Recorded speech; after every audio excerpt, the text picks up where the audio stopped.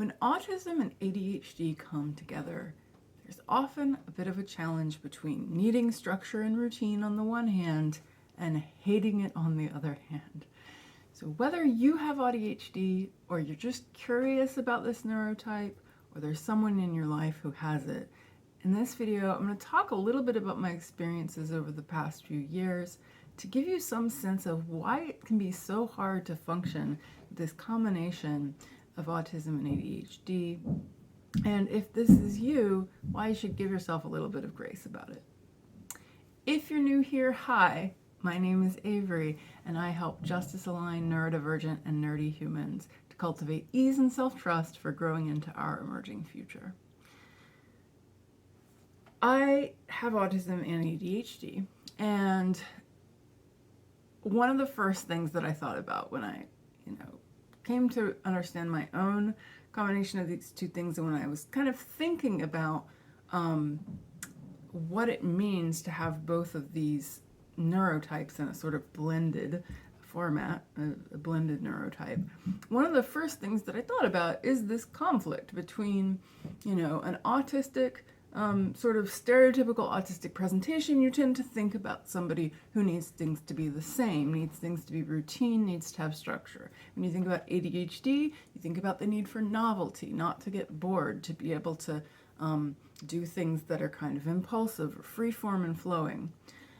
In my case, I knew that I had ADHD well before that I knew that I was autistic, and well before I knew that my neurotype could qualify as autistic. In fact, the way I kind of got to realizing that I was autistic was not through my own exploration so much, but telling other people about my ADHD and people going, oh, wait a minute, I think that's an autistic thing. I think that's an autistic thing. I think that's an autistic thing. And then having a good friend who had recently been diagnosed as both autistic and ADHD and had a really excellent mental health provider who was able to kind of talk to me about how these things might come together. This was a little before people were talking a lot about AuDHD on TikTok, but then that kind of also helped bolster and understand the way this neurotype works and be able to map my own experience to it. So part of why I didn't think that I could be autistic was because I don't have this kind of like very rigid sense of daily routine when it comes to what I eat, what my schedule looks like, things like that. I'm not that consistent naturally. I would say that I'm pretty all over the place, to be honest. Now, what I did come to realize over time was that I actually have pretty rigid thinking in a lot of different ways. It's just that it doesn't show up there. It shows up in other ways. And so like if you're somebody who's kind of like questioning whether you could be autistic and you know that you're ADHD, not to say one way or the other, but one thing to maybe consider is that the way that you're rigid might be in other areas than necessarily daily routine or schedule or consistency in that way. I've found that it's more like when I do something, I always do it the same way. And I get frustrated when somebody else wants to change the way I'm doing something. When I've decided a system works for me, it's really annoying if somebody else gets in my way. There are certain like rule sets in my mind for things, but it's just not in this area.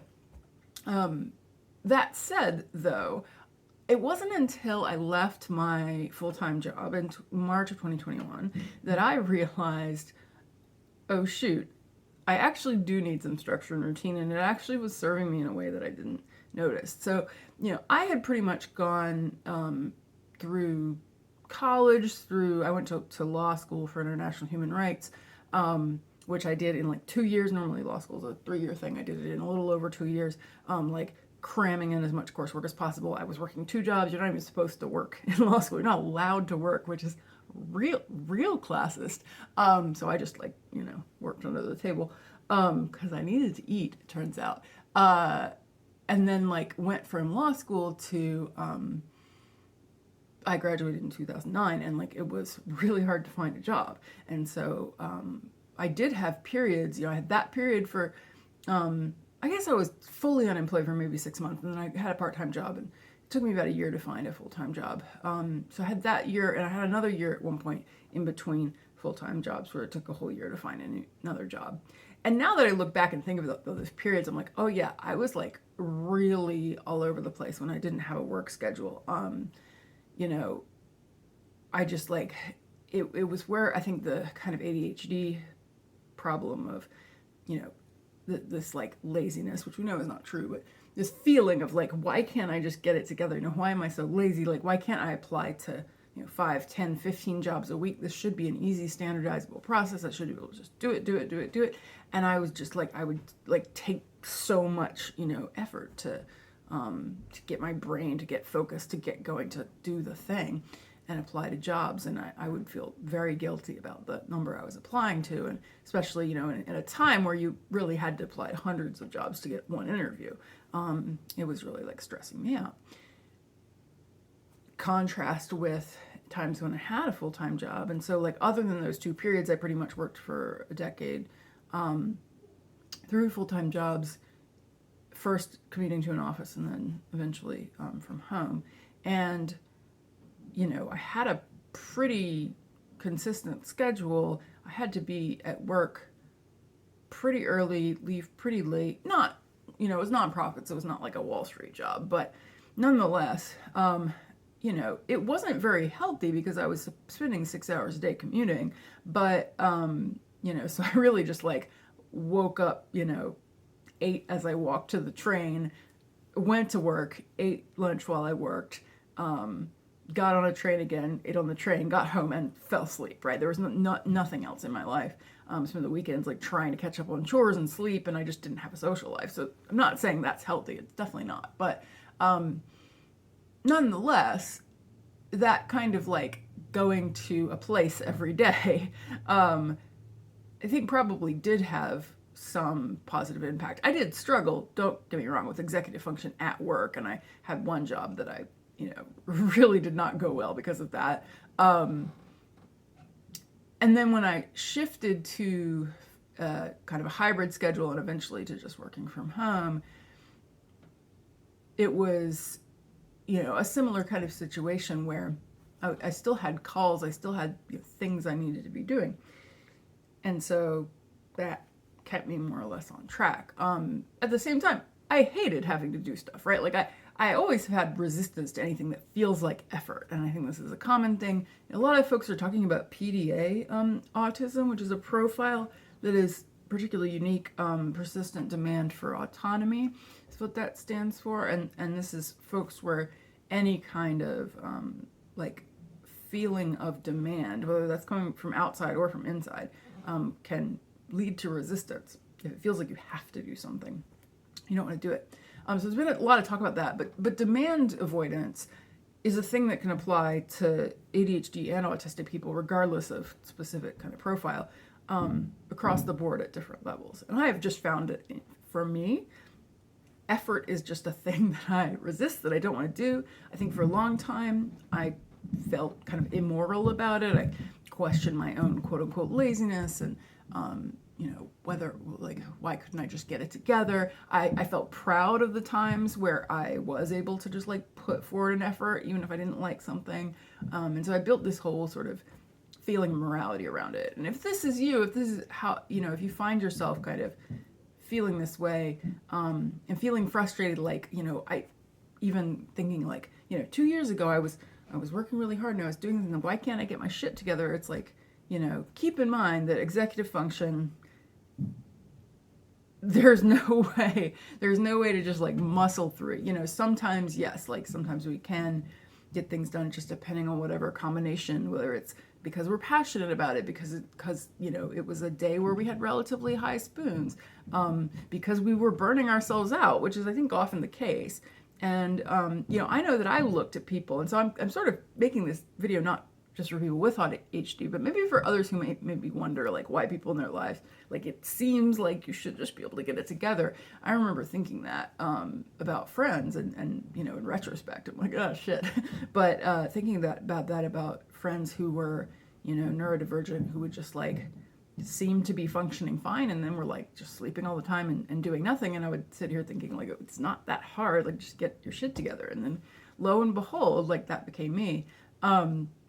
When I left having kind of a structure, And even within that structure, you know, like I said, like I didn't like effort. I was definitely resistant to it. I definitely still carried a lot of that guilt. You know, there would be things within my job that I would just not do, particularly if there were things that were that didn't have that sense of like follow up or you know, accountability. I've noticed this in my own experience with work, and maybe this resonates with some folks, that when it feels like I have to do something, like when I'm quote unquote in trouble, or when like my boss is really looking over my shoulder, or when it's, you know, just like when there's a deadline, when there's frequent meetings or something like that, when there's like a lot of oversight, right?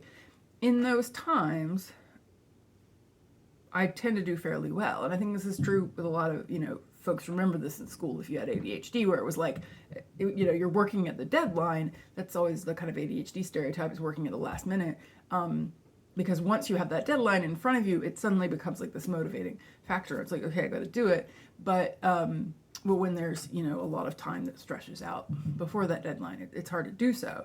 And my experience with my work was that if I was excited about something, or if it was something that like really worked well to my special interest, to my skills, to my sort of like zone, I could really like coast for a long time. And so when I was doing, for example, like more behind the scenes work, like data entry, analytics, like data analytics, which I find really fascinating. I get like wrapped up and interested in the data.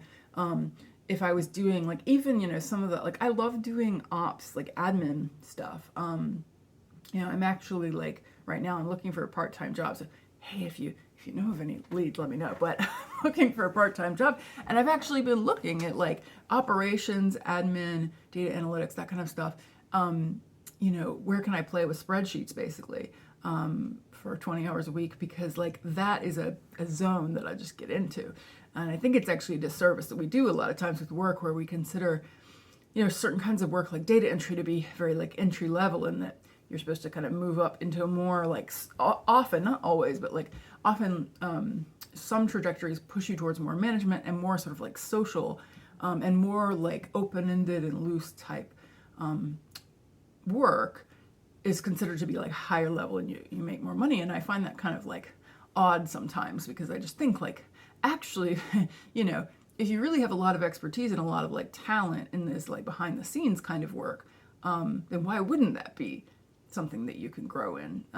You know, why would we consider like more social work to be further down the line? Obviously, that's going to depend on field and everything, but in any event,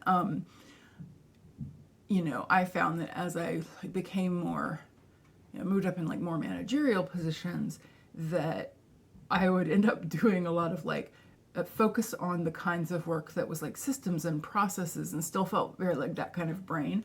But then when I had to do more kind of like, I guess I would call it like influencing work, or just certain kinds of things that I was doing, where I would totally be putting off like a particular tasks on my to-do list, and it wouldn't necessarily become obvious to other people. And I had a lot of independence because people trusted me, because I was doing great work in a lot of areas, but I was also totally letting things slip, and you know, slip between the cracks.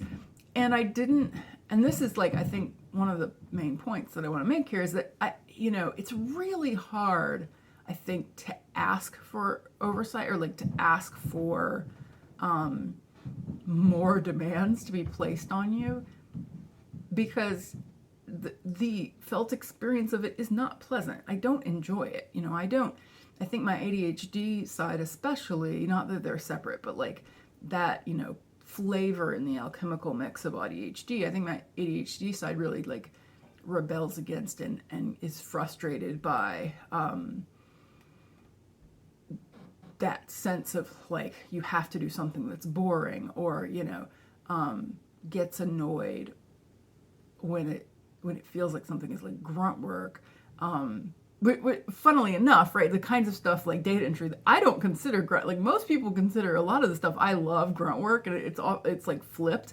You know, I'll be like, oh my God, you need me to like get on a phone call, you need me to send an email, and it's like, you know, it's kind of funny, because I think that would be a lot of people's happy place.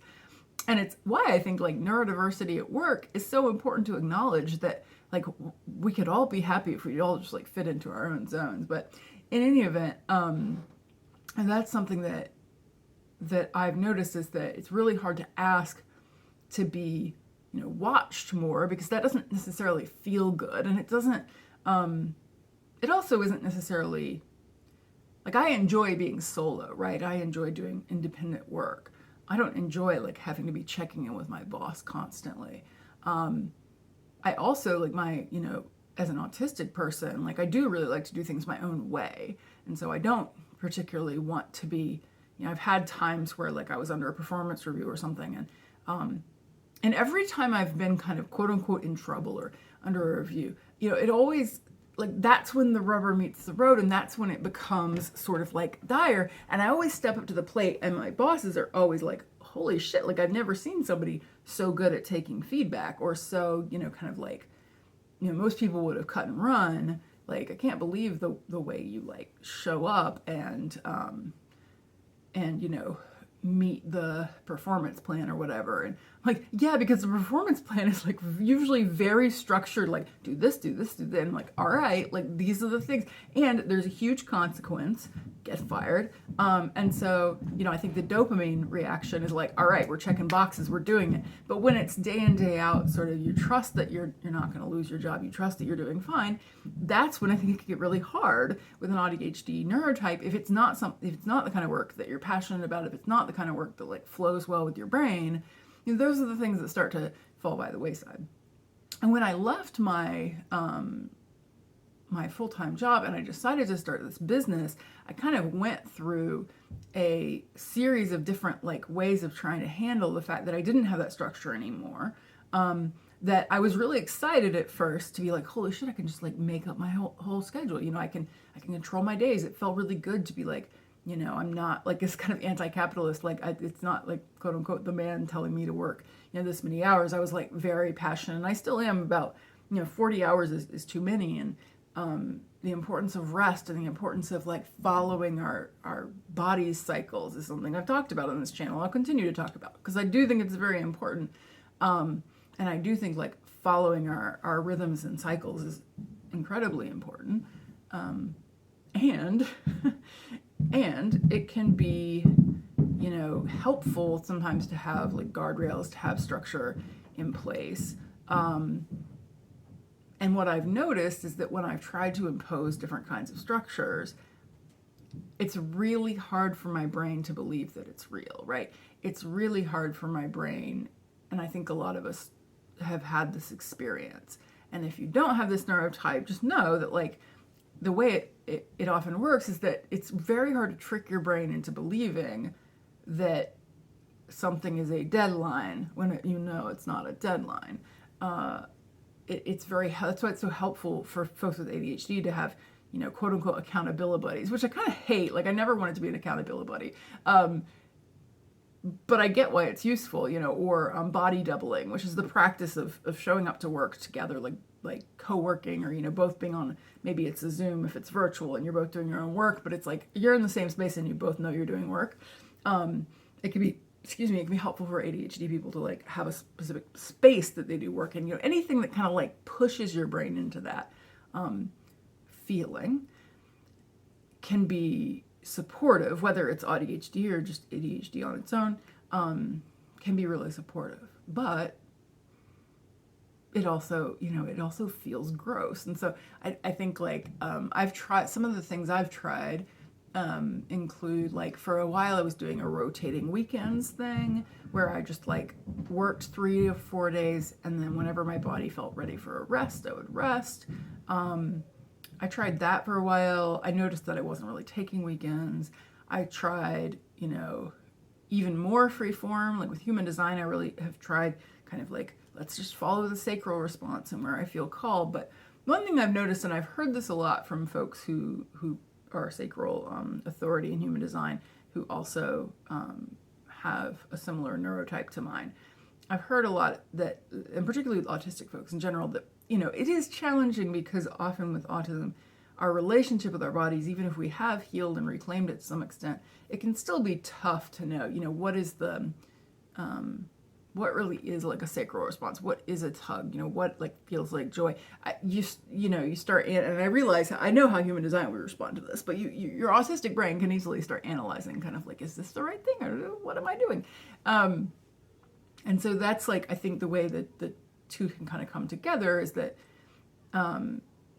there's the like ADHD need to have that kind of like accountability, that structure, that somebody present for it to like feel real. And then there's also this autistic brain thing where it's like wanting to have a logical explanation of things, wanting to for priorities to make sense, wanting to be able to kind of like analyze and come up with a structure for why you do what you do, at least for me, can really come up. So I often am, I'm changing like what I'm trying out a lot. When I decided that kind of like sacral led or spirit led, business was a phrase I was using a lot.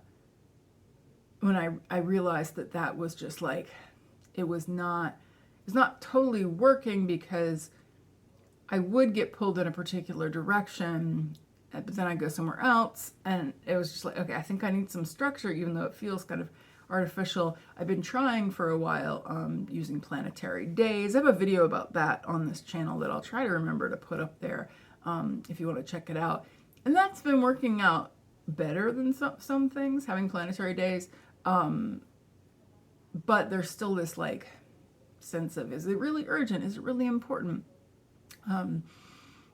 Right now I'm trying out doing like the same things daily, which is a thing that like normally, I would never recommend like for anyone who has ADHD. I would never say like, do this daily habit, just throw some daily habits up and just do them. Like that's like the worst advice anyone could ever give. And yet I'm trying to see, not every day, but I'm trying to see, how well can I hit daily habit, because I'm just trying to put something in place.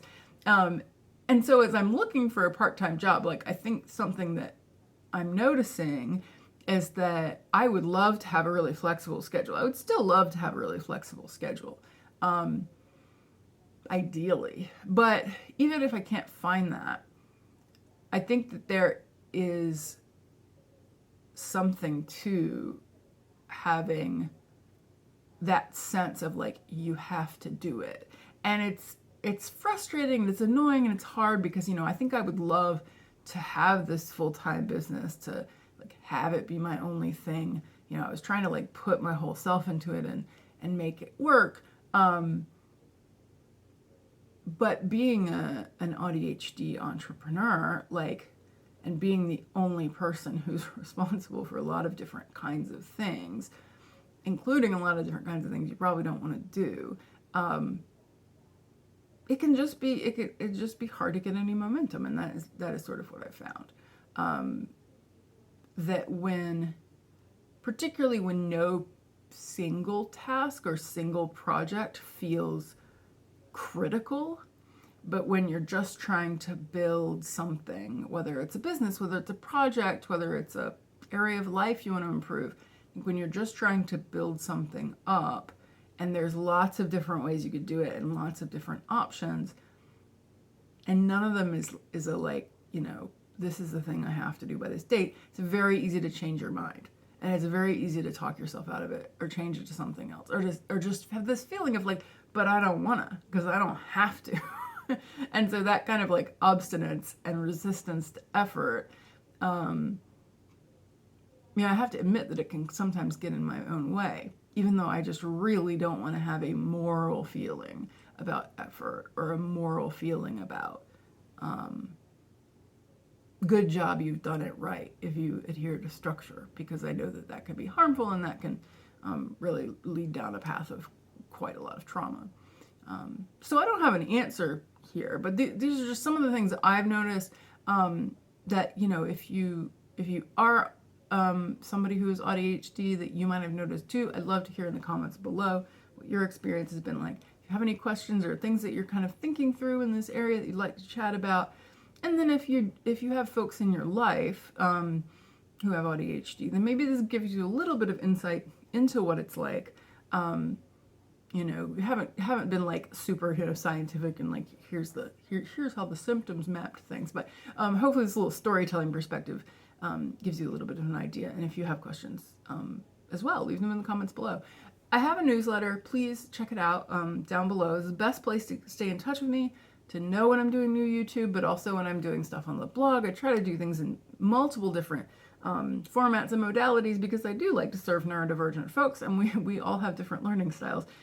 So check that out. You'll be the first to know if you're on the newsletter when new things are coming out. I do free resources, etc. Would love to hear from you. You also feel free to check out my website below. I do have still for sale unproductive audio course, and so if you're you know, get nerdy about stuff like this and are thinking about time and energy and planning and organization, neurodivergence and all these things and how they fit together and how does the like whole moral thing and anti-capitalism and spirituality. There's a lot of stuff crammed into that audio course that I've made it as accessible as possible to kind of listen to what you want to when you want to, and it's also fully transcribed so you can read it like a book if you prefer. That is available unproductive at my website, which you'll find a link to below. It's queermagical.com. So I hope to see you around on the internet, and we'll see you in the next video.